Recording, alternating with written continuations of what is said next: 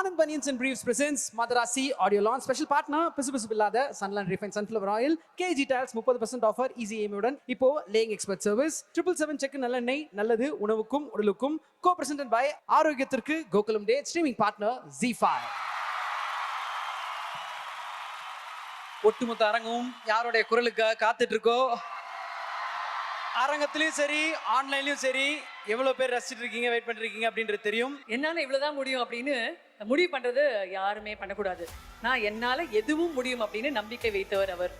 அவருக்குன்னு ஒரு பாதையை உருவாக்கினார், அதுல ஜெயிச்சார். இவர் போகும் பாதையில ஜெயிக்கும் பொழுது நாங்க எல்லாரும் ஜெயிச்சோம் அப்படின்ற மகிழ்ச்சி நம்ம உட்கார்ந்துருக்க ஒவ்வொருத்தரும் கொண்டோம். இங்க வந்திருக்கிற எல்லாருக்கும் ஃபர்ஸ்ட் வணக்கம். என்னோட மதராசி டீம், ப்ரெஸ், மீடியா, தானு சார், ஆர்பி சௌத்ரி சார், இங்கே வந்திருக்கிற கெஸ்ட்ஸ், ஃபேமிலி, இங்கே இருக்க ஸ்டூடெண்ட்ஸ் எல்லாருக்கும் வணக்கம்.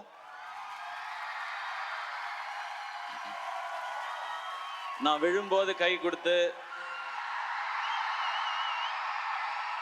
எழும்போது என்னை தூக்கி விடுற என்னுடைய ஃபேன்ஸான என் பிரதர்ஸ் அண்ட் சிஸ்டர்ஸ் எல்லாருக்கும் வணக்கம், நன்றி. ஃபர்ஸ்ட் எல்லாருக்கும் ஒரு தேங்க்ஸ் சொல்லிக்கிறேன். இதுக்கு முன்னாடி அமரனுக்கு நீங்கள் கொடுத்த வரவேற்புக்கு ரொம்ப பெரிய நன்றி. இது அமரனுக்கு அடுத்த படம் மதராசி. பட் இதுக்குள்ளே போகிறதுக்கு முன்னாடி நான் ஃபஸ்ட்டு யோசிச்சது என்னென்னா, இப்போ நம்ம ஒரு ஃபங்க்ஷன், ஒரு ஈவெண்ட் அப்படின்னா ஸ்டேஜ் முக்கியம், லைட்ஸ் முக்கியம், பெர்ஃபார்மன்ஸ் முக்கியம், இந்த மாதிரி சூப்பரான ஆங்கர்ஸ் முக்கியம். பட் இதெல்லாம் தாண்டி ரொம்ப முக்கியம் க்ரௌட், ஆடியன்ஸ். நீங்கள் இல்லைன்னு வச்சுங்களேன், அதுவும் இப்படி ஒரு இதில் இப்போ ஆடியோ லான்ச்க்கு என்ன ஆயிடுச்சுன்னா, க்ரௌடு முக்கியன்றதை விட அந்த வென்யூ முக்கியமாயிடுச்சு. Sairam college, thank you. நீங்களாம் காலேஜ் வரீங்களோ இல்லையோ, நான் அடிக்கடி வந்துடுறேன் சாய்ராம் காலேஜ்க்கு. எனக்கு தெரிஞ்சு நம்ம சார் இருக்காரு, எனக்கு தெரிஞ்ச ஆடியோ லான்ச்சுக்கு ஒரு தனி கோர்ஸ் வந்துடும் நினைக்கிறேன் சாய்ராம் காலேஜில் கொஞ்ச நாளில். ஸோ எனக்கு முன்னாடி வரும்போது ஆடியோ லான்ச்சுக்கு போகிறோம், அங்கே எப்படி இருக்கும் அப்படின்னு தெரிலன்னு இருந்துச்சு. இப்போ சாய்ராமுக்கு போகிறோம், நம்ம இடத்துக்கு போகிறோம், என்ன ஜாலியாக இருக்கும் அப்படின்றது தான் ஃபீல். இது நான் சும்மா நீங்கள் கை தட்டுவீங்க அப்படின்றதுக்கு சொல்லலை. இங்கே இருக்கிற இந்த ஹீட்டில், இந்த வேர்வையில் கடந்த 4 மணி நேரமாக நீங்கள் ஒரு எனர்ஜி கொடுத்துட்ருக்கீங்கல்ல, வேற லெவல். இங்கே இன்னைக்கு மதராசி ஆடியோ லான்ச். இந்த படத்தை பற்றி பேசுறதுக்கு முன்னாடி நான் ஒரு சின்ன ஃப்ளாஷ்பேக் மட்டும் போயிட்டு வரேன். 2014 போயிட்டு வரேன். ஒரு 14 வருஷம் முன்னாடி, 12 ஒரு 14 வருஷம் முன்னாடி நான் வந்து ஆங்கராக இருந்த டைம். அப்போ வந்து 7ஆம் அறிவு படம் ரிலீஸ். அப்போ எனக்கு ஒரு ஃபோன் கால் வந்துச்சு, இந்த மாதிரி நீங்கள் 7ஆம் அறிவு படத்தில் வந்து ஆடியோ லான்ச் நடக்குது, அதுக்கு நீங்கள் ஆங்கராக பண்ண முடியுமான்னு. ஏங்க எவ்வளோ பெரிய படம், எவ்வளோ பெரிய பெரிய காம்பினேஷன் இதை நான் பண்ணுறதுக்கு என்ன உடனே பண்ணுறேன் அப்படின்னு சொல்லிட்டு உடனே ஒத்துக்கிட்டேன். அவ்வளோ எக்ஸைட்மெண்ட் எனக்கு. அப்புறம் ஒரு 2 நாளில் திரும்ப ஃபோன் வந்துச்சு, இல்லைங்க அது கரெக்டாக வராதுன்னு நினைக்கிறேன், அது வந்து ஒரு ஹீரோ வச்சு போகலான்னு முடிவு பண்ணிட்டாங்க, அதனால் நீங்கள் அதில் ஆங்கரிங் பண்ண முடியாது, ஸ்கிரிப்ட் பண்ணுறீங்களான்னு கேட்டாங்க. நான் சொன்னேன், ஏங்க இவ்வளோ பெரிய படத்தில் ஏதாவது ஒரு பார்ட்டாக இருந்தால் கூட எனக்கு ஓகே தான், அதனால் நான் வந்து பண்ணுறேன்னு சொன்னேன். அந்த ஷோ வந்து ஜெய் அண்ணன் ஹோஸ்ட் பண்ணாங்க, எனக்கு அவரை ரொம்ப பிடிக்கும். அதனால நான் இந்த மாதிரி ஒரு ஈவெண்ட் ஸ்டேஜுக்கு பின்னாடி சைடில் நின்று ஜெய் அண்ணனுக்கு வந்து நெக்ஸ்ட் லிங்க் சொல்லிகிட்டே இருக்கணும். அந்த கேப்பில் வந்து நான் பார்த்தா சூர்யா சார் உட்காந்துருக்காங்க, முருகதாஸ் சார் உட்காந்துருக்காங்க, பக்கத்தில் உதயநிதி ஸ்டாலின் சார் உட்காந்துருக்காரு, செம்ம க்ரௌடு எல்லாமே இருக்குது. அந்த கேப்பில் தான் அது தெரிஞ்சுக்கிட்டே இருந்தது. அதுவே எனக்கு அவ்வளோ சந்தோஷம். அந்த ஆங்கரிங் சான்ஸ் நான் எதிர்பார்த்தது எதுக்கான, இன்னைக்கு ஒரு சான்ஸ் கிடைச்சதுன்னா நம்மளோட திறமையெல்லாம் ஏதாவது காமிச்சு முருகதாஸ் சார் படத்தில் ஏதாவது ஒரு ரோல் வாங்கிடலாமா அப்படின்னு ஆசையோட தான் வந்தேன். ஆனால் ஸ்டில் அந்த ஷோவை நான் என்ஜாய் பண்ணேன். அப்படியே ஒரு சில வருஷம் கழிச்சு இன்னொரு ஃபோன் கால் வந்தது. முருகதாஸ் சாரோட ஏஆர் முருகதாஸ் ப்ரொடக்ஷன்ஸில் ஒரு படம் பண்ணுறாங்க, அவருடைய அசிஸ்டண்ட்டை வச்சு நீங்கள் ஹீரோவாக நடிக்கணும்னு சொல்கிறாங்க. அடடே, இதுக்கு தானே நம்ம ஆசைப்பட்டோம், நம்ம ரெடின்னு சொல்லி போனேன். அதுதான் அந்த மான் கராத்தே படம். அந்த படம் ஆடியோ லான்ச்சில் வந்து முருகதாஸ் சார் இருந்தாங்க, சீஃப் கெஸ்ட் வந்து சங்கர் சார். அப்போ நான் பேசும்போது சொல்லியிருந்தேன், நான் இப்போ தான் ஆரம்பிச்சிருக்கேன், என்னைக்காவது ஒரு நாள் நான் வந்து முருகதாஸ் சார் டைரக்ஷனில் நடிக்கணும், சங்கர் சார் டைரக்ஷனில் நடிக்கணும், அதுதான் என்னுடைய ஆசை, அதுக்கு என்னுடைய திறமையும் வியாபாரத்தையும் நிச்சயமாக வளர்த்துக்குவேன்னு சொல்லி பேசியிருந்தேன். அப்போ அந்த ஆடியோ லான்ச் வந்தப்போ, அப்போ தான் அந்த சோஷியல் மீடியா ஆரம்பித்த டைம். அதில் எல்லாருமே நிறையா கிண்டல் பண்ணாங்க. 2 படம் ஓடிடுச்சுன்னா உடனே உனக்கு முருகதாஸ் படம் கேட்குதா, சங்கர் படம் கேட்குதான்னு சொன்னாங்க. ஆனால் அன்றைக்கி ஒரு நம்பிக்கை மட்டும் இருந்துச்சு, விடாமல் உழைச்சா என்னைக்கோ ஒரு நாள் அது நடந்துரும்ன்ற நம்பிக்கை இருந்துச்சு. நீங்க கை தட்டிக்கிட்டே இருந்தீங்க, நான் ஓடிக்கிட்டே இருந்தேன். இன்னைக்கு மதராசி ஏஆர் முருகதாஸ் சார் டைரக்ஷன்ல நான் ஹீரோ இங்க நின்று பேசிக்கிட்டு இருக்கேன். இது நான் மட்டும் உழைச்சு அப்படி பண்ணிட்டெல்லாம் கிடையாது. நம்மால் ஒருத்தன் ஓடுறான்டா, அவனை தட்டி குடுறா, தூக்கிட்டு போகணுண்டான்னு சொல்லி நீங்க எல்லாரும் கை தட்டி என்னை தூக்கிட்டு வந்தீங்க, நிக்க வச்சிருக்கீங்க. அந்த எனர்ஜியோட தான் இந்த படத்துல நான் வேலை பார்த்துருக்கேன். ஏஆர் முருகதாஸ் சார், நீங்க வந்து எல்லா ஹீரோஸ்க்கும் உங்களோட நடிக்கணும்னு ஆசை சார். ஏன்னா உங்களுடைய படங்கள் அந்த மாதிரி. உங்களுடைய முதல் படம் தலையோட தீனா, அவருக்கு தலைன்னு டைட்டில் கிடைச்ச படம். அந்த ஃபர்ஸ்ட் ஷாட் ஞாபகம் இருக்கு. அவர் அந்த தண்ணியில அவருடைய கால் ஷாட் ஒன்று வரும், ஒரு கண்ணாடி ஒன்று உடஞ்சிருக்கு, அதில் அவர் கண்ணு ஷாட் ஒன்று வரும், அது எனக்கு ஞாபகம் இருக்கு. அதுக்கடுத்து நீங்க கேப்டனை வச்சு ரமணா பண்ணீங்க. அது வரைக்கும் நம்ம பார்த்த கேப்டன் வேற, ஒரு மாஸ் ஹீரோவா இருந்த கேப்டனை மாஸ் லீடரா மாத்தினது ரமணா படமும் அவருடைய அந்த லுக்கும் பர்ஃபார்மன்ஸும். அதுக்கப்புறம் கஜினி சொல்லவே வேணாம். சூர்யா சாரை பயங்கரமா நம்ம ரசிச்சுட்டு இருக்கும்போது அவருக்கு 2 ஷேடு. இந்த பக்கம் வந்து சஞ்சய் ராமசாமின்னு பயங்கர ஸ்டைலிஷா ஒரு லவர் பாயா ஒரு சைடு, இன்னொரு சைடு அந்த மொரட்டு ஆக்ஷனா அவருடைய லுக். அதுக்கப்புறம் துப்பாக்கி, அது தமிழ் சினிமால ஹீரோஸோட மாச ரீடிஃபைன் பண்ண படம். அதுல விஜய் சார் எப்படி இருந்தாங்க, அந்த ஐ எம் வெயிட்டிங்கிறது பயங்கர ஸ்பெஷல்.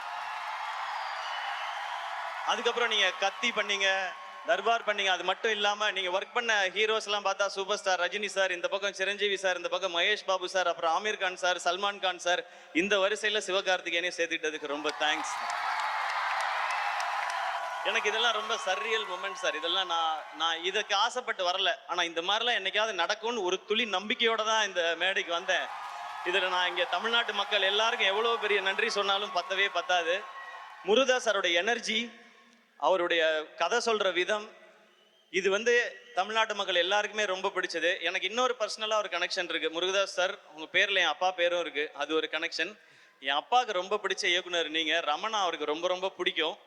ஐ திங்க் இன்னைக்கு அப்பா இருந்தால் பயங்கர ஹாப்பியாக இருந்திருப்பாங்கன்னு நினைக்கிறேன். இப்படி ஒரு டேரக்டரோட நம்ம பையன் ஒர்க் பண்ணுறான்னு சொல்லி. உங்களோட படத்தில் இருக்க விஷுவல் ஆகட்டும், ஹீரோயிசம் ஆகட்டும், சாங்ஸ் ஆகட்டும், பஞ்சஸ் ஆகட்டும், ஃபைட் எல்லாமே ரொம்ப ஸ்பெஷல் சார். இது நீங்கள் ஒரு இன்டர்வியூவில் சொல்லியிருந்தீங்க, என்கிட்டையும் சொன்னீங்க. இந்த கதை ரொம்ப வருஷத்துக்கு முன்னாடி எஸ்ஆர்கேக்கு சொன்னேன் அப்படின்னு சொன்னீங்க. இந்த எஸ்ஆர்கே பண்ண வேண்டிய படம் இந்த எஸ்கே பண்ணதே ஒரு பெரிய பெரிய பாக்கியம் சார். இது நான் எனக்கு தெரிஞ்சு அந்த டயலாக் நான் திருப்பி திருப்பி சொல்லிக்கிட்டே இருக்கணும்னு நினைக்கிறேன். இந்த உலகம் அடுத்த வினாடிக்குள் ஒளித்து வைத்திருக்கும் ஆச்சரியங்கள் ஏராளம் அப்படின்னு. அப்படி ஒரு ஆச்சரியம் தான் எனக்கு இந்த படம் நடந்தது, உங்களோட ஒர்க் பண்ணதும். உங்களோட ஒர்க் பண்ண இத்தனை நாளும் நீங்கள் கொடுக்குற எனர்ஜி. சார் வந்து ரொம்ப ரேராக தான் டென்ஷன் ஆவாங்க. ஏன்னா ரொம்ப கூல், கரெக்டாக வேலை நடந்தால் போய்ட்டேன். அப்படி சாரையே டென்ஷன் ஆக்குற குரூப் இருக்காங்க இங்கே, அவரோட ஏடிஸ். ஸோ உங்களுக்கும் உங்கள் டீமுக்கும் ரொம்ப பெரிய நன்றி. இது பெரிய ஜேர்னி. சாரோட நம்மளால நிறைய பேச முடியாது. ஏன்னா சார் ரொம்ப ரொம்ப சீனியர். நான் 10th படிச்சுட்டு இருக்கும்போது சாரோட ஃபர்ஸ்ட் படம் வந்துச்சு. இன்னைக்கு என் பொண்ணு 7th படிச்சுட்டு இருக்கா. ஸோ அதனால அந்த ஒரு டிஃப்ரென்ஸ் இருக்குது அது. பட் உங்கள் ஏடி டீமோட தான் சார் நிறைய டைம் ஸ்பெண்ட் பண்ணிட்டே இருப்பேன். அது ஒரு செம்ம எனர்ஜி. அது இந்த படம் மொத்த எக்ஸ்பீரியன்ஸுமே எனக்கு செம்மையான எக்ஸ்பீரியன்ஸ். அண்ட் நீங்கள் இந்த படம் ஆரம்பிக்கும் போது ஒரு ஜாலியாக அழகாக சிம்பிளாக அப்படியே லவ் போய் அப்படியே ஆக்ஷனுக்கு மாற்றிருக்காங்க. நான் ஒன்றுமே யோசிக்கல. நான் சார் என்ன சொல்கிறாங்களோ அதை கேட்கணும்னு நினச்சேன். அண்ட் முதல்ல சார் வந்து படம் பண்ணலான்னு சொன்னப்போ எனக்கு பயங்கர எக்ஸைட்மெண்ட்டாக இருந்துச்சு. சார் சூப்பர் சார், ரொம்ப தேங்க்ஸ் சார் அந்த ஆப்பர்ச்சுனிட்டிக்குன்னு. நான் கதை இன்னொரு நாள் சொல்கிறேன்னு சொன்னாங்க. அந்த கதை கேட்க போகிற அன்னைக்கு நான் ஃபஸ்ட்டு போய் சாருக்கு ஃபஸ்ட்டு சொல்லணும்னு நினச்சது, சார் எனக்கு வந்து தீனா மாதிரி, ரமணா மாதிரி, கஜினி மாதிரி, துப்பாக்கி மாதிரி ஒரு படம் வேணும்னு நான் கேட்கவே கூடாதுங்கிறதுல ரொம்ப கிளியராக இருந்தேன். ஏன் அப்படின்னா நான் என் படங்களை பார்ட் 2 எடுக்கவே ரொம்ப யோசிப்பேன். நான் இது வரைக்கும் ரீமேக் பண்ணதில்லை 23 படத்தில். அப்படி இருக்கும்போது அதெல்லாம் தமிழ் சினிமாவோட ஐகானிக் ஃபிலிம்ஸ். அதை திருப்பி பண்ணணும்னு நினைக்கிறதே தப்பு. நான் ரசித்த படங்கள் அது. பட் அதில் இருக்க இம்பேக்ட் கொடுக்குற அளவுக்கு ஒரு கதை இருக்குன்றதை தான் நான் நம்பிக்கையோடு போனேன். ஸோ அந்த ஃபர்ஸ்ட் ஹாஃப் சொல்லி முடித்தோடனே இன்டர்வல் கேட்டோடனே எனக்கு பயங்கர குஷி ஆயிடுச்சு. அப்புறம் செகண்ட் ஹாஃப் வந்து உங்களுக்கு ஐடியா மட்டும் நான் இன்னொரு நாள் சொல்கிறேன்னு சொல்லி இந்த நரேஷன்லாம் ஒவ்வொரு நாளும் செம்மையாக இருந்துச்சு. அது ஷூட்டிங் ஸ்பாட் எதுவாக இருந்தாலும் சார் ஒரு அழகான ஸ்மைலோடே இருப்பாங்க. நான் ரொம்ப பெரிய டைரக்டர், நீ ஜூனியர் அப்படின்றதெல்லாம் அவங்க கொடுக்கவே இல்லை. ஒரு ஹீரோ அப்படின்னா அவங்களுக்கு என்ன ரெஸ்பெக்ட் கொடுக்கணுமோ அதை தெளிவாக கொடுத்தாங்க. அதனால தான் சார் இன்றைக்கும் ஒரு டாப் டைரக்டராக இருந்துகிட்டே இருக்காங்கன்னு நினைக்கிறேன். Thank you so much sir. இந்த படத்துக்கும் இந்த ஜேர்னிக்கும் இந்த எக்ஸ்பீரியன்ஸ்க்கும். இப்போ அப்படியே நான் டீமில் ஒவ்வொருத்தருக்காக வரேன். நான் ஆரம்பிக்கிறதுக்கு முன்னாடி ப்ரொடியூசர் அவங்கள பற்றி பேசுகிறேன். திருப்பதி பிரசாத் சார் இப்போ நீங்கள் பார்த்தீங்க, அவர் வந்து வேட்டி சட்டை போட்டு ரொம்ப சிம்பிளாக சாதாரணமாக இருக்காரு. அவர் அப்படி கிடையாது. திருப்பதியில் பாதி அவரோட தான். சார் நம்ம வந்து சார் ரொம்ப கஷ்டப்பட்டு இந்த படம் பண்ணுது சார். சார் சார் எனக்கு தெரியும் சார் திருப்பதியில் நீங்கள் எப்படின்னு எனக்கு தெரியும் சார் அப்படின்வேன். சார் வந்து திருப்பதியிலேருந்து எப்போ வந்தாலும் எனக்கு திருப்பதி கோயிலும் லட்டும் ரொம்ப ரொம்ப பிடிக்கும். எப்போ வந்தாலும் அந்த லட்டு வாங்கிட்டு வருவார். எனக்கு லட்டு நான் ஆசையாக வாங்குறத பார்த்துட்டு எவ்ரி டைம் வரும்போது, சார் லட்டு கொடுக்குதோ, துட்டு எப்போ சார் கொடுக்குதோ அப்படின்னு சொல்லி நான் கேட்பேன். ஃபர்ஸ்ட் லட்டு கொடுக்குதோ, அப்புறமா துட்டு கொடுக்குதோ அப்படின்னு சொல்லுவார் அவர். அவரோட பேசுகிறதே ரொம்ப ரொம்ப ஸ்வீட்டான ஒரு எக்ஸ்பீரியன்ஸ். அவர் ஒரு பயங்கரமான ஆள்.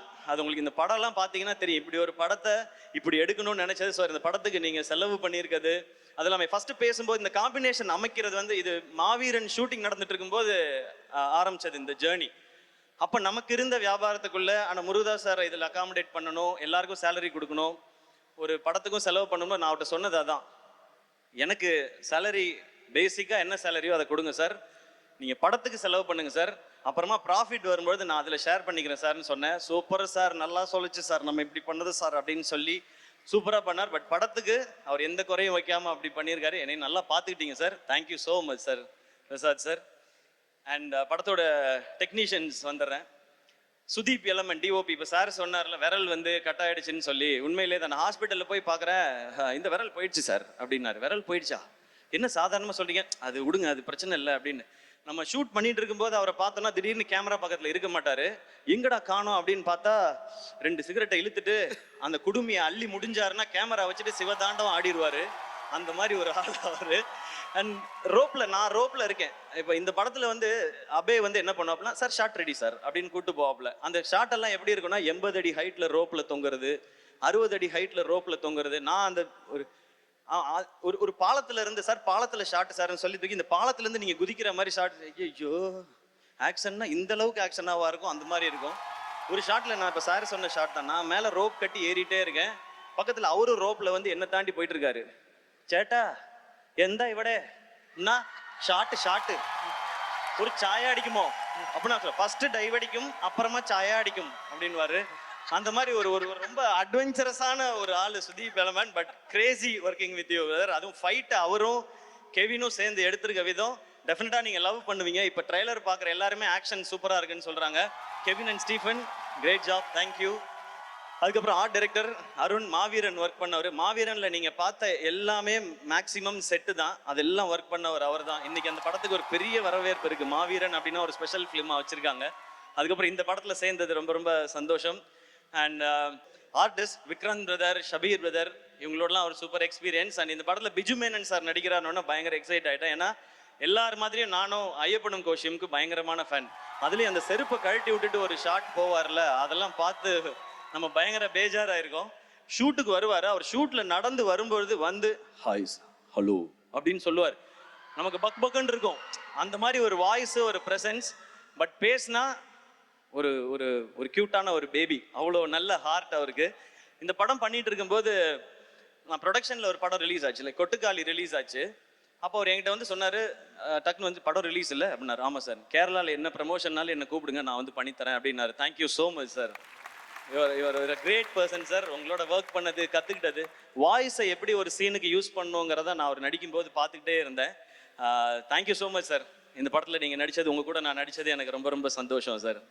அண்ட் இந்த படத்தில் ராஜேஷ்ன்னு சொல்லிட்டு எனக்கு இந்த கேரக்டருக்காக ஆக்டிங் ட்ரெயின் பண்ணி கொடுத்தார் ராஜேஷ். அவர் இந்த படத்தில் நடிச்சும் இருக்காரு.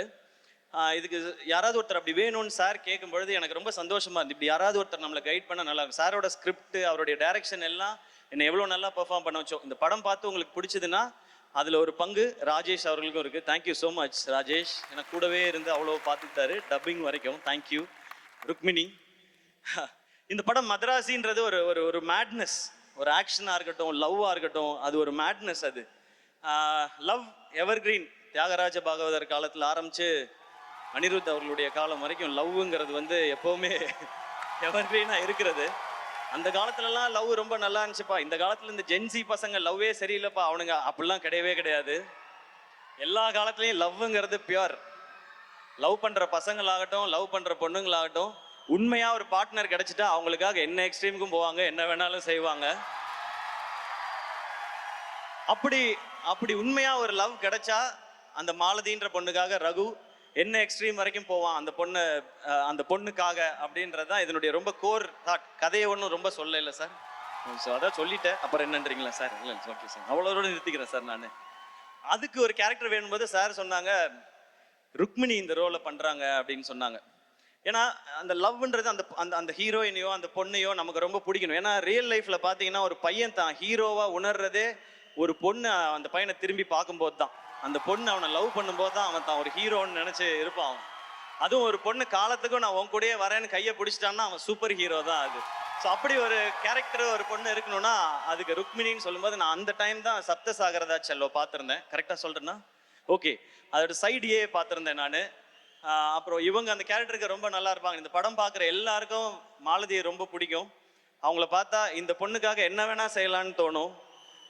அப்படியான ஒரு கேரக்டர் தான். ஸோ ருக்மிணி அவங்க ஷூட்டிங்கில் எப்படின்னா படிச்சுட்டே இருப்பாங்க, புக்கு படிச்சுட்டே இருப்பாங்க. நான் சும்மா ஏமாத்துறாங்க புக்கெல்லாம் வச்சுக்கிட்டு அப்படின்னு நினச்சேன். அப்புறம் பார்த்தா எழுதுவாங்க. ஒரு நாள் போய் கேட்டேன், என்னங்க எழுதுறீங்க அப்படின்னு கேட்டேன். இல்லை என்னோட எக்ஸ்பீரியன்ஸை ஷூட்டிங்கில் நடக்கிற தாட்லாம் நான் எழுதுறேன்னு சொன்னாங்க. ஓ படிக்கிற பொண்ணுடோ அப்படின்னு சொல்லி நான் முடிவு பண்ணிட்டேன்.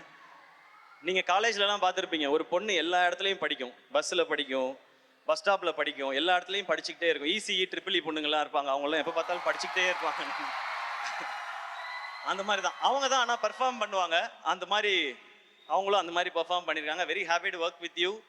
ஒரு ஒரு ரொம்ப ரொம்ப ஒரு ரொம்ப நல்ல கேரக்டர் நீங்கன்றது ஆன் ஸ்க்ரீனில் மட்டும் இல்லை, ஆஃப் ஸ்க்ரீன்லையும் நான் தெரிஞ்சுக்கிட்டேன். So very happy to work with you. And அவங்க இப்போ நிறையா பேன் இண்டியன் ஃபிலிம்ஸ் பண்ணிகிட்டே இருக்காங்க. எல்லாத்துக்கும் என்னுடைய விஷஸ். அவங்கள தொடர்ந்து அடுத்து நான் பேச போகிறது என்னுடைய உயிர் நண்பன், rock star, the most eligible bachelor Anirudh. ஆக்சுவலாக அனி சாரும் நானும் பண்ணுற 8வது படம் அவர் சொன்ன மாதிரி நாங்கள் 8 படம் பண்ணியிருக்கோம். அது இல்லாமல் ஏகப்பட்ட ப்ரோமோ வீடியோ பண்ணியிருக்கோம். பட் இந்த இந்த எக்ஸ்பீரியன்ஸ் வந்து எங்கள் 2 பேருக்குள்ளே இருக்கிறது வந்து ஒரு ஹீரோ, மியூசிக் டைரக்டர், ஒரு ஆர்டிஸ்ட், டெக்னீஷியன் அப்படி இருந்ததே கிடையாது. இது என்றைக்குமே அந்த அந்த ஃப்ரெண்டுன்றதுக்கும் ஒரு ஸ்டெப் மேலேன்னு நினைக்கிறேன். எனக்கு அவர் அவ்வளோ பிடிக்கும். எதிர்நீச்சல் ஹிட் ஆனப்போ நான் அப்போ அவர்கிட்ட சொன்னேன், சார் பாட்டெல்லாம் பயங்கரமாக போட்டிங்க, ஆல் காலேஜ் கேர்ள்ஸ், ஃபாரின் எல்லா பக்கமும் என்னை கொண்டு போய் சேர்த்துட்டீங்கன்னு. அவர் அவ்வளோ ஸ்வீட்டாக திரும்ப ஒரு பதில் சொன்னார், இல்லை சார் நீங்கள் தான் என் பாட்டை கொண்டு போய் பிஎன்சியில் சேர்த்துருக்கீங்கன்னு சொன்னார். எல்லாரும் கேட்பாங்க உங்கள் 2 பேர் காம்பினேஷனோட சக்ஸஸ்க்கு என்ன ரீசன்னு. இதுதான் ரீசன். நான் அவர் தான் காரணம்னு சொல்லுவேன், அவர் என்ன தான் காரணம்னு சொல்லுவார். பட் முழு காரணம் அந்த ஆள் மட்டும்தாங்க. நமக்கு என்ன தெரியும் பாட்டை பற்றி? அவராக பாட்டு போட்டு இதுதான் பாட்டுன்னு அனுப்புவார். அவர் நடுவில் சொன்னார், நான் வந்து ஃபீல்ட் அவுட் ஆனாலும் எஸ்கேக்காக அதெல்லாம் வாய்ப்பே கிடையாது. இன்னைக்கு ஷாருக் கான்ல ஆரம்பித்து எல்லாருக்கும் பாட்டு ஹிட்டு 1000 கோடிலாம் பார்த்துட்டாரு. இன்னும் 2000 இருக்கு, 3000 இருக்கு, 4000 இருக்கு. பல ரெக்கார்டுகள் நாம பண்ண வேண்டியிருக்கு சார். நாம மீன்ஸ் நீங்க, அதில் நானும் சேர்ந்துக்கலாம். அனி இஸ் மை ஃப்ரெண்ட் அப்படின்னு. ஸோ நீங்க உங்களோட மியூசிக் அது கொடுக்குற எனர்ஜி நாங்களாம் அடிக்கடி சொல்லுவோம். எல்லாருமே கேட்குறாங்க, ஏன் அனி இன்னும் கல்யாணம் பண்ணிக்க மாட்டேன்றாருன்னு. நாங்களும் கேட்டிருக்கோம். அனி சார் கல்யாணம் பண்ணுங்க சார், எங்களுக்கு மட்டும் 8 மணி ஆனால் வீட்டிலேருந்து ஃபோன் வரணும், எங்கே இருக்கீங்க, எப்போ வருவீங்க அப்படின்னு ஃபோன் வரணும். இவர் 8 மணிக்கு தான் எந்திரிப்பாரு ஜாலியா, இன்னைக்கு ஒர்க் பண்ணுவோமா அப்படின்னு. அதெல்லாம் பார்க்கும்போது நமக்கு ஒரு மாதிரி இருக்கும். அப்பெல்லாம் நான் கேட்போம், ஏன் சார் கல்யாணம் பண்ண மாட்டேங்க? விடுங்க சார் ஜாலியா இருக்கேன்னு. பட் அவர் ஜாலியா இருந்தா நமக்கு ஹிட்டு பாட்டு வருது. நமக்கு ஹிட்டு பாட்டு வேணுமா அவர் கல்யாணம் நடக்கணுமான்னு யோசிச்சு பார்த்தேன். நமக்கு ஹிட்டு பாட்டு தான் வேணும். அதனால நீங்க ஜாலியாவே இருங்க சார், எங்களுக்கு வைப் பண்ண பாட்டு கொடுத்துக்கிட்டே இருங்க sir. Okay sir, thank you sir. அனி அவ்வளோ ஸ்பெஷல். அனியோட எந்த அளவுக்கு க்ளோஸ்னா, இப்போ நான் போய் கேட்டேன்னா எந்த படம்னாலும் உடனே ஓகே சொல்லுவார், நோ ப்ராப்ளம் சார் பண்ணிடலாம் சார்னு. ஆனால் அவருக்கு நாங்கள் கொடுக்குற ரெஸ்பெக்ட், அவர் இன்னைக்கு வளர்ந்துருக்க அந்த க்ரோத், அந்த ஸ்டேச்சர், அதுக்கு நான் கொடுக்குற ரெஸ்பெக்ட் நான் அப்படி போய் கேட்கவே மாட்டேன். நான் எப்போ கேட்டாலும் பண்ணுவார். பட் அவருக்கு அந்த ஸ்டேச்சரை கொடுத்து அப்ரோச்னா, இவர் இவ்வளோ பெரிய மியூசிக் டைரக்டர் நம்ம போய் கேட்குறோன்னா அதுக்கேற்ற ப்ராஜெக்டோட தான் போய் கேட்கணுன்றதான் எங்களுக்கு எப்பவுமே தோணும். அப்படி தான் சார் இருப்போம். பாசம், லவ் எல்லாமே எப்பவுமே இருக்கும். பட் அதை தாண்டி நான் இந்த ரெஸ்பெக்ட் கொடுத்தாகணும். ஏன்னா நீங்கள் உலகம் ஃபுல்லாக ரீச் ஆகிருக்கீங்க சார். எங்கே போய் பார்த்தாலும் இவர் ஒரு கான்சர்ட் நடத்தினா எனக்கு எத்தனை மெசேஜ் வருதுன்னு எனக்கு தான் தெரியும். Get me 4 tickets, get me 2 tickets அப்படின்னு. டிக்கெட்லாம் அப்படி கிடைக்கா ராஜா, நீ அங்கே போய் ஏதாவது கண்டுபிடிச்சி எடுத்துக்கோ அப்படின்னு. அனி சார் யுவர் பிக் இன்ஸ்பிரேஷன். எதுக்கு முக்கியமான சக்ஸஸ்க்கு மட்டும் இல்லை, அந்த சக்ஸஸை எப்படி ஹேண்டில் பண்ணணும்னு தெரிஞ்சுக்கிறதுக்கும். அண்ட் நீங்கள் சொன்ன அத்தனை வார்த்தைக்கும், அன்புக்கும், பாடல்களுக்கும் ரொம்ப ரொம்ப நன்றி. Love you sir, always love you. நான் எப்பவுமே மெசேஜில் அனுப்புறது தான், லவ் யூ சார். இந்த ப்ரோமான்ஸ் போயிட்டே தான் இருக்கும் எங்களுக்குள்ள. அது எப்பவுமே இருக்கும். அண்ணன் தம்பி அந்த மாதிரி ஃப்ரெண்டு எப்படி வேணாலும் வச்சுக்கலாம். Love you sir. அண்ட் மதராசிக்கு நீங்க கொடுத்துருக்க ட்ராக் சலம்பல, அப்புறம் இப்போ வழிகிறேன். இன்னொன்று தங்கப்பூவேன்னு ஒரு பாடல் விவேக் ப்ரோ எழுதியிருக்காரு. ரொம்ப பியூட்டிஃபுல்லான சாங். அந்த சாங் நீங்க கேட்கறதுக்காக வெயிட் பண்ணிட்டு இருக்கோம். அண்ட் உங்களோட singers lyricist super Subbu bro, super lyrics. And Aadesh bro thank you. And Vivek bro thanks. நான் ஆனால் தேங்க்ஸ்லாம் சொல்ல மாட்டேன், நம்ம நண்பர்களை அப்படியே மெயின்டைன் பண்ணிக்கலாம். ரொம்ப அழகான வரிகளோட அண்ட் ஒர்க் பண்ண மியூசிஷியன்ஸ், அணியோட டீம் எல்லாருக்கும் தேங்க்ஸ். நம்ம மேட்னஸ் இந்த படத்தில் சொல்லும்போது லவ் அண்ட் ஆக்ஷன் இருக்கு. ஆக்ஷன் இன்னொரு பக்கம் ஒரு பயங்கர மேடான ஒரு ஒர்க் இருக்கு. ஸோ வில்லன் யார் பண்றா அப்படின் போது சார் சொன்னாங்க வித்யுத் ஜாம்வால் அப்படின்னாங்க. வித்யுத் ஜாம்வாலா, அட்டேங்க அப்பா பயங்கரமா இருப்பாப்லையே அப்படின்னு சொல்லி தான் எனக்கு தோணுச்சு. அப்போ ஒரு ஷூட்டிங் ஸ்பாட் வந்தப்போ ஃபர்ஸ்ட் டே சந்திக்க போறேன். நான் என்ன பண்ணேன், தூத்துக்குடியில் ஷூட் பண்ணும்போது காலையில் 4 மணிக்கு எந்திரிச்சு திருச்செந்தூர் கோயில் போகிறதுக்காக கிளம்பிட்டு இருந்தேன். நான் வெளியே வந்தால் தூரத்தில் ஒரு உருவம், நல்ல ஹைட்டு, கை வந்து கிரிக்கெட் பேட் மாதிரி இருக்கு. ஆள் அப்படியே திரும்பினா அது வித்யுத் ஜாம்வால். அது அவர் வந்து ஹாய் அப்படின்னு கை கொடுத்தாரு. நம்ம வந்து வேஷ்டி சட்டை நெத்தியில பட்டை போட்டுக்கிட்டு ஹாய் அப்படின்னு சொல்லி கையை கொடுத்தேன் நான். சிவா அப்படின்னாரு. Yes sir Siva. Siva great man, I'm very happy to work with யூனாரு. கையை அப்பவே இருக்கியா பிடிச்சாப்புல. ஐயோ இவர் கூட தான் நம்ம ஃபைட் பண்ணணுமான்னு சொல்லிட்டு ஓகே சார் சி யூ இந்த ஈவினிங் சொல்லிட்டு கோயிலுக்கு போய் நேராக முருகா அந்த மனுஷன்ட்டு அந்த மட்டும் நீ பத்திரமா பார்த்துக்க. ஒரு பஞ்சு மூஞ்சில் விழுந்தாலும் உனக்கு என்னை அடையாளம் தெரியாமல் போயிடும். இது ஓம் பொறுப்பு, நீ பார்த்துக்கன்னு சொல்லி வந்தேன். அப்புறம் அந்த ஃபைட் வந்துச்சு, கிளைமேக்ஸ் ஃபைட்டு. அப்போ நான் மனசுக்குள்ள நினச்சிக்கிட்டதெல்லாம் ஒன்று தான், அடிக்கிறோமோ இல்லையோ தடுக்கிறோம். லோஜக் மோஜக் பஜக், இதுதான் நம்ம தாரக மந்திரம்னு சொல்லிட்டு அங்கே போனேன். ஆக்ஷன் பண்ணும்போது அந்த ஆள் தடுக்கிறாப்புல, தடுக்கும் போதே வலிக்குது. நான் அங்கே நின்று பண்ணிட்டு வெளியே வந்து இந்த ஆள் உண்மையிலே அடிக்கிறான், இது விடக்கூடாது அப்படின்னு சொல்லி இந்த ஃபைட்டை பயங்கரமாக பண்ணி. ஏன்னா அவர் ப்ரொஃபஷனல், அவர் பயங்கரமா you can do it man, come on man, you can do it அப்படி கையை மட்டும் கொடுக்காத, நீ நசுக்கி விட்டுருவ, இந்த வேலையை வச்சுக்காது அப்படின்னு சொல்லி தான் நான் பண்ணேன். பட் ஃபைட்டை பயங்கரமாக பண்ணி ஆகணும். ஏன்னா ஸ்கிரிப்டோட ரொம்ப பீக் மூமெண்ட் அது, கிளைமேக்ஸ் பயங்கரமாக இருக்கணும். அப்போ ஓகே நம்ம என்னமாவது பண்ணி ரிஹர்சல் பண்ணியாவது பண்ணிடலான்னு சொல்லி நான் முடிவு பண்ணி இறங்கி ஃபைட் பண்ணிட்டேன். அப்புறம் அவரே அப்ரிஷியேட் பண்ணார். அப்போ மனசுக்குள்ள நினச்சிக்கிட்டேன், எத்தனை கேப்டன் படம், எத்தனை அர்ஜுன் படம், சரத்குமார் படம்லாம் பார்த்து விடுவோமா நாங்கள் ஃபைட்டை அப்படின்னு சொல்லி அப்படி நின்றுட்டோம். ஒரு மாதிரி அவரோட சேர்ந்து படத்தில் பார்க்கும்போது எக்ஸைட்டிங்காக இருக்கும். Vidyut Jammwal bro thank you so much. ஏன்னா அந்த சிங்க் வரணும் 2 பேருக்கும், இல்லைன்னா கண்டிப்பாக 1-2 அடி விழும். அப்படியே விழுந்துச்சு, ரெக்கவர் ஆகிறதுக்கு 2-3 நாள் ஆச்சு. பதிலுக்கு அவருக்கும் 2-3 விழுந்திருக்கும். நம்மளும் அதை பண்ணியிருப்போம் இல்லையா? அந்த மாதிரி தானே நம்ம ஸ்கூலில் கில்லுனாலே சும்மா இருக்காது, இல்லை திருப்பி கில்றாள், நம்ம எப்படி அப்படி விடுவோம். ஸோ அதெல்லாம் நடந்துச்சு. பட் ஒரு ஒரு ஒரு கிவ் அண்ட் டேக்கில் நல்லா வந்திருக்குன்னு நம்புகிறேன். சார் அப்ரிஷியேட் பண்ணும்போது ரொம்ப சந்தோஷமாக இருக்குது. இந்த இந்த இந்த ஷூட்டிங் ஸ்பாட்டே ஒரு மாதிரி நமக்கு ஒரு ரொம்ப சரியலான எக்ஸ்பீரியன்ஸ் தான். ஏன்னா அவங்க எல்லாருக்கும் தெரியும் எனக்கு துப்பாக்கி படம் எவ்வளோ பிடிக்கும்னு சொல்லி. நான் அந்த டைமில் போட்ட ட்வீட் ஒன்று இருக்குது, இன்னைக்கு தேதியில் கையில் துப்பாக்கி வச்சிருக்கவனோட துப்பாக்கி டிக்கெட் வச்சிருக்கவன் தான் பெரிய ஆளு, I got the FDFS ticket I சேன்னு சொல்லியிருப்பேன். அந்த அளவுக்கு எனக்கு அந்த படம் பிடிக்கும். அந்த படம் ட்ரெய்லர் வரும்போதே எனக்கு அவ்வளோ ஆர்வம். இப்போ ஷூட்டிங்கில் யோசிச்சு பாருங்க, எனக்கு இந்த பக்கம் துப்பாக்கி டைரக்டர், இந்த பக்கம் துப்பாக்கி வில்லன், நடுவில் நம்ம. அண்ட் இதுக்கு நடுவில் வந்து விஜய் சார் வந்து அவரோட ஒரு சீன் நமக்கு துப்பாக்கி கொடுக்குற மாதிரி. இதை எதிர்பார்த்து அன்னைக்கு அந்த ட்வீட் நான் போடல. சார் படத்தில் நடிப்பேன்னு நினைச்சு நான் போடல, இதெல்லாம் நடக்கும்னு நினைச்சு போடல. இது கடவுளும் நீங்களும் கொடுத்தது, இப்படிதான் நடக்கணும்னு நீங்க முடிவு பண்ணியிருக்கீங்க, அதுபடி போயிட்டு இருக்கு. ஸோ இது அத்தனைக்கும் உங்க எல்லாருக்கும் நான் நன்றி சொல்லணும்னு நினைக்கிறேன். அண்ட் இவ்வளோ தூரம் அதை பேசிட்டதுனால அந்த ஒரு மேட்டரை இங்கே பேசிடலான்னு நினைக்கிறேன் நான். ஏன்னா இவ்வளோ தூரம் அப்படியே நார்மலாக தான் இருந்துச்சு. சரி அது வேணுமா வேணாமான்னு மைண்டுக்குள்ள ஓடிட்டே இருக்கு. பட் துப்பாக்கி இதெல்லாம் பேசியாச்சு, அதனால நான் அதையும் பேசிடுறேன். இந்த விஜய் சாரோட இந்த சீன் நடிச்சதுக்கு அப்புறம் நிறைய பேருக்கு ரொம்ப சந்தோஷம், ரொம்ப அழகா இருக்கேன் இந்த சீனுன்னு சொல்லி. நான் அதை பார்க்குற விதம் வந்து நல்லா பண்ற தம்பி, நீ இதை இன்னும் நல்லா பண்ணுன்னு அவர் தட்டி கொடுக்கறதா தான் நான் பார்த்தேன். ஆனால் ஒரு சிலர் என்ன சொல்ல ஆரம்பிச்சிட்டாங்கன்னா, இவர் வந்து அடுத்த தளபதியாக பார்க்குறாரு, இவர் வந்து அந்த தளபதியாக பார்க்குறாரு, இந்த தளபதியாக பார்க்குறாரு, குட்டி தளபதி, திடீர் தளபதி அப்படிலாம் சொல்றாங்க. நான் சொல்லிக்கிறது ஒன்னே ஒன்று தான், நான் அப்படி நினைக்கிற ஆளாக இருந்தால் அவரும் என்கிட்ட துப்பாக்கியை கொடுத்துருக்க மாட்டாரு, நானும் வாங்கியிருக்க மாட்டேன். அண்ணன் அண்ணன் தான், தம்பி தம்பி தான். இந்த லெவல்லையே நான் இதை புரிஞ்சுக்கிட்டு இப்படி தான் இருக்கணும்னு நான் நினைக்கிறேன். இதை இந்த மேடையில் தெளிவாகவும் சொல்லிக்கிறேன். ஏன்னா எங்கெங்கேயோ சொல்லி பார்த்தேன், அதை சிலர் விடுறதா இல்லை. இப்போ என்ன சொல்றாங்கன்னா, இவர் வந்து அவருடைய ரசிகர்களை பிடிக்கணும்னு நினைக்கிறார். அப்படிலாம் யார் ரசிகர்களையும் யாரும் பிடிச்சிட முடியாது ராஜா. ரசிகர்ன்றது ஒரு பவர் அது.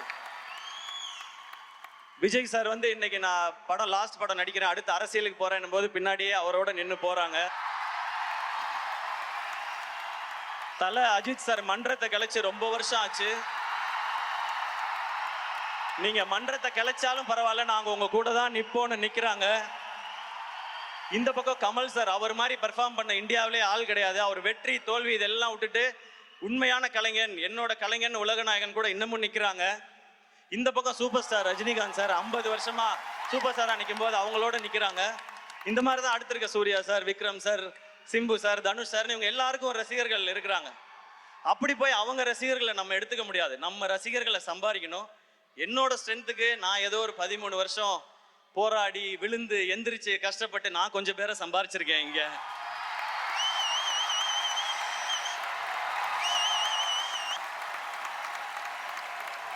உங்களுக்கும் எனக்கும் இருக்க கனெக்ஷன் ஒன்னே ஒண்ணுதான். என்னுடைய ஃபேன்ஸான என் பிரதர்ஸ் அண்ட் சிஸ்டர்ஸ், உங்களுக்கும் எனக்கும் இருக்கிற கனெக்ஷன் ஒன்னே ஒண்ணுதான். நான் நல்லா இருக்கணும், என் குடும்பம் நல்லா இருக்கணும், நான் ஜெயிக்கணும்னு நீங்க நினைக்கிறீங்க, அதே தான் நானும் நினைக்கிறேன். நீங்க நல்லா இருக்கணும், உங்க குடும்பம் நல்லா இருக்கணும், நீங்களும் வாழ்க்கையில ஜெயிக்கணும்னு நான் நினைக்கிறேன். இவ்வளவுதான் நமக்குள்ள இருக்க பாண்டிங். இதுக்குள்ள 1000 விமர்சனம் வரும், அதை பத்தி நம்ம கவலைப்பட வேணாம். நல்ல விமர்சனங்கள் வந்தா நம்மளை திருத்திக்கிறதுக்கு எடுத்துப்போம். தேவையில்லாத, ஏன்னா விமர்சனங்கள் பார்க்காத ஆளே கிடையாது. சச்சின் டெண்டுல்கர் எல்லாருக்கும் பிடிச்சவர் தான். அவர் என்ன சொன்னாங்க, 90s வந்தாலே நர்வஸ் ஆயிடுவாரு, அவர் அவுட் ஆயிடுவார். டேய் 100 அடிச்சவனாடா 90 வந்தா நர்வஸ் ஆகுறான், என்னடா பேசுறீங்கன்றது இருக்கும். இந்த பக்கம் இப்போ வந்தா ஒரு ஐபிஎல் கொஞ்சம் ஒரு மாதிரி இருக்கும்போது தோனி அவரை பத்தி, அவர் எதுக்குங்க, இதுக்கு என்னங்க ஏதுன்னா, 5 IPL cup Chennai super Kings அடிச்சிருக்கு. இது போய் நீங்க இவர் இருக்கலாமா போலாமான்னு. ஸோ அப்பேற்பட்ட சாதனை பண்ண அவருக்கே விமர்சனங்கள் வருதுன்னா, நம்ம இப்பதான் ஆரம்பிச்சு போயிட்டு இருக்கோம். நம்ம மேலே விமர்சனங்கள் வரும், அதுல நல்லதை எடுத்துப்போம். என்ன நம்ம மேல புதுசா விமர்சனம் வருது. நான் ஏதாவது ஒரு படம் நல்லா இருக்குன்னு கூப்பிட்டு பாராட்டணும், இதோ இவரு பாராட்டுறாருப்பா இந்த படத்தை அப்படின்றாங்க.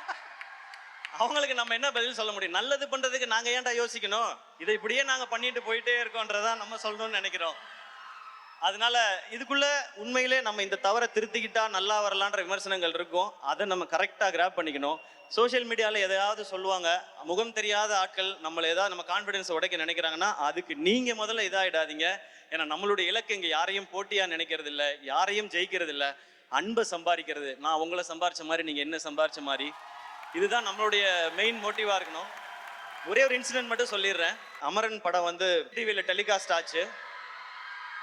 அதுக்கு அடுத்த நாள் வந்து ஒரு அம்மா வந்து பார்க்கறதுக்கு ரொம்ப நேரமா வெயிட் பண்ணிட்டே இருந்தாங்க. அப்போ நான் வந்து என்ன ரொம்ப நேரமா இருக்காங்களே வாங்கம்மான்னு சொன்னேன். அவங்க உள்ள வந்தோடனே கண்ணெலாம் கலங்கிட்டு, நேற்று நைட் அமரன் படம் டிவியில் பார்த்தோம், அந்த கிளைமேக்ஸ் பார்த்தோன்னே ஒரு மாதிரி ஆயிடுச்சு. சினிமா தான் தெரியும், ஆனால் இருந்தாலும் உங்களை அப்படி பார்க்கும்போது ஒரு மாதிரி ஆயிடுச்சு, உங்களை ஒரு தடவை தொட்டு பார்த்துக்கிட்டுமான்னு சொல்லி தொட்டு பார்த்தாங்க. எனக்கு எமோஷனல் ஆயிடுச்சு. அப்போ சொன்னாங்க, நாங்கள் ஒரு ஓல்டேஜ் ஹோமில் இருக்கோம், அங்கே நிறைய பெரியவங்க வயசானவங்கலாம் இருக்காங்க. நேற்று படம் பார்த்ததுக்கு அப்புறம் அவங்கள நிறைய பேர் சாப்பிடல, ஒரு மாதிரி டிசப்பாயிண்ட் ஆகி தூங்கிட்டாங்க, ஒரு மாதிரி அப்செட் ஆகிட்டாங்க. அவங்ககிட்ட நீங்கள் ஃபோனில் பேச முடியுமான்னாங்க. நான் வீடியோ கால் போடுங்கன்னு வீடியோ காலில் நிறைய பேர் பேசினாங்க. அவங்கெல்லாம், அப்பா நீ நல்லா இருக்கியாப்பா, அவங்க குடும்பம்லாம் நல்லா இருக்காப்பா, நேற்று படம் பார்த்தோம் ஒரு மாதிரி இருந்துச்சுன்னு சொல்லிட்டு அதில் 2 பேர் டக்குன்னு இன்னுமே இந்த மாதிரி கிளைமேக்ஸ்லாம் வச்சு நீ நடிக்கக்கூடாது சரியா அப்படின்னு சொல்லி அதட்டினாங்க. அப்போ தான் நான் புரிஞ்சுக்கிட்டேன். எப்போவுமே எல்லாரும் சொல்கிறாங்க, நான் நம்ம வீட்டு பிள்ளைன்றது வெறும் டைட்டில் மட்டும் இல்லை, அவங்க அப்படி தான் நினைக்கிறாங்கன்றத அந்த செகண்ட் உணர்ந்தேன். நான் உழைக்கிறதுக்கு மேலே ஒரு அன்பை நீங்கள் கொடுத்துக்கிட்டே இருக்கீங்க, அந்த அன்புக்கு மேலே நான் உழைக்கணும்னு ஓடிக்கிட்டே இருக்கேன். இது மட்டும்தான் என் மைண்டில் இருக்குது. இன்னும் கடுமையாக உழைச்சிட்டே இருப்பேன். நீங்களும் அதே மாதிரி இருங்க. இன்னைக்கு ரொம்ப தூரத்துல இருந்தெல்லாம் நிறைய பேர் வந்திருக்கீங்க, என்னுடைய தம்பிகள் எல்லாம் வந்திருக்கீங்க, தங்கச்சி தம்பிகள் எல்லாம். திரும்ப பத்திரமா வீட்டுக்கு போங்க, எதை பற்றியும் கவலைப்படாதீங்க. ஏன்னா லைஃப்ல சக்ஸஸ்ங்கிறது இந்த பாக்ஸ் ஆஃபீஸ் நம்பர்ஸ் அது வர்றது அது இல்லவே இல்லை. அது நம்ம எவ்வளோ அன்பை சம்பாதிக்கிறோன்றது ஒரு பக்கம். இன்னொன்று, நம்ம தோற்றுருவோமோன்னு எல்லாருக்குள்ளேயும் ஒரு பயம் இருக்குல்ல, அந்த பயம் எப்போ இவன் ஜெயிச்சிருவானோன்னு மற்றவனுக்கு மாறுதோ அதுதான் உண்மையான சக்ஸஸ். இதை மைண்டில் வச்சுக்கோங்க. நம்ம ரொம்ப தூரம் பயணிக்க வேண்டியது இருக்கு. சேர்ந்து நிறைய நல்ல விஷயங்களையும் செய்வோம் நம்மளால் முடிஞ்சதை. அண்ட் அண்ணன், நீங்கள் ஆக்ஷன் படம் பண்ணுங்கண்ணே, ஆக்ஷன் படம் பண்ணுங்கண்ணேன்னு கேட்டுகிட்டே இருந்தீங்க. முருகதாஸ் சார் டைரக்ஷனில் அனிருத் மியூசிக்கில் இப்படி ஒரு ஸ்ட்ராங் டீமோட ஒரு ஆக்ஷன் என்டர்டெய்னர் செப்டம்பர் 5th வருது மதராசி. தேட்டரில் என்ஜாய் பண்ணுங்க. இன்னைக்கு பத்திரமா ஊருக்கு போங்க, எல்லாரும் சாப்பிட்டு போங்க. நாளைக்கு போயிட்டு ஆனந்த் அண்ணன்ட்டையும் மோகன் அண்ணன்ட்டையும் நீங்கள் தகவல் சொல்லணும். நான் காத்திருப்பேன் காலையில் நீங்கள் சொல்லுவீங்கன்னு. வேற யாரையாவது மிஸ் பண்ணியிருந்தா மன்னிச்சிருங்க. And thank you lovable friends, N brother and sister 2 பேருக்கும் thank you for all the love and support. And இந்த ஈவெண்ட்டை சிறப்பாக நடத்தின மொத்த டீமுக்கும் அண்ட் மேனேஜர்ஸ் மொத்த எல்லாருக்குமே என்னுடைய ரொம்ப ரொம்ப நன்றி. Love you. செப்டம்பர் 5th 5, 6, 7 3 நாளும் ஹாலிடேஸ். தேட்டரில் என்ஜாய் பண்ணுங்க. இந்த படம் உங்க எல்லாருக்கும் பிடிக்கும் நான் நம்புறேன். Love you all. அண்ணா எஸ்கண்ணே, நீங்கள் திரும்பி லவ் யூ சொல்கிறதுக்கு தான் நம்ம ஆங்கராக வந்தோன்றதே ஞாபகம் வருது. நான் ஆடியன்ஸாக மாற்றிட்டீங்க இவ்வளோ நேரம் எங்களையும். அப்படி ஒரு அமேசிங்கான விஷயங்கள். Thank you so much SK sir.